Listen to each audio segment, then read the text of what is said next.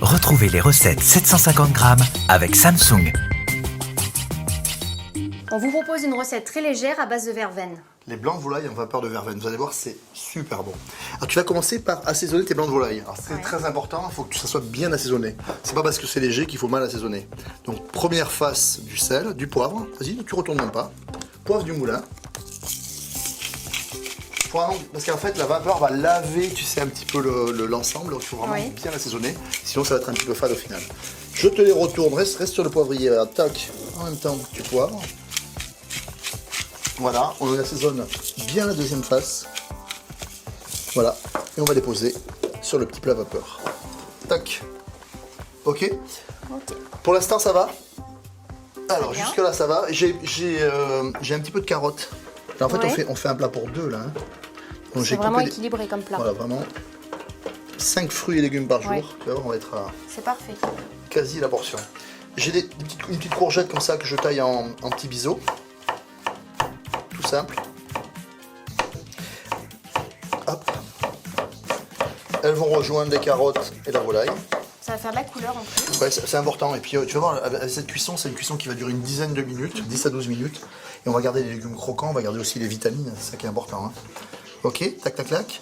Après, un petit oignon. Alors là, par contre, il faut couper bien fin, parce que sinon, il ne sera pas assez cuit. D'accord ? Tout ça, il faut couper vraiment super fin, il faut s'appliquer avec ça. En lamelles. En lamelles. On pourrait le hacher aussi, mais j'aime bien aussi retrouver des morceaux un petit peu comme dans les papillotes. C'est l'idée d'une papillote de poulet, hein, si vous voulez ça.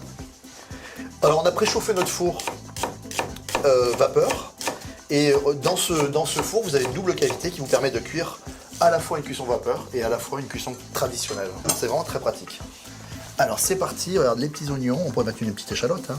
Voilà. On va mettre des belles tranches de tomates. J'aime bien la tomate parce que ça apporte de l'acidité, de la couleur et de l'acidité. Voilà, on va mettre une demi-tomate, un petit peu ça comme ça, partout. Bien évidemment, j'assaisonne. Tu mets un petit peu de poivre du moulin. Alors ça, c'est juste pour assaisonner les légumes. Hein. Ok. Voilà. Et on va créer la vapeur de verveine. Alors là, on y va. J'ai de la verveine du jardin, regarde. Et on va en mettre un petit peu partout comme ça. Moi je trouve que la verveine, c'est un côté un petit peu sucré, là ça va super bien avec le poulet. Ça va vraiment parfumer le plat. Voilà, on arrête là. Le reste on va le garder pour faire la tisane. Hein. C'est très bon en tisane avec un petit peu de miel là, c'est vraiment ravigorant comme on dit. Voilà, tout est prêt. On va juste mettre un tout petit peu d'huile d'olive pour la gourmandise. Tu vois, mais vraiment quelques gouttes. Voilà, on a un plat coloré, le couvercle. Et là, on part au four. Vous allez voir, je suis très galant, j'ouvre le four. Et là, on va cuire ça pendant 15 minutes. Et dans 15 minutes, vous allez voir, on va avoir un plat super équilibré, avec plein de parfums. On va quelque chose, on est dans la nature. Voilà, le poulet est cuit, ça fait 15 minutes. Je ferme le four, hop. Et là, regardez, attention, spectacle vapeur. Voilà, on a vraiment une cuisson bien équilibrée.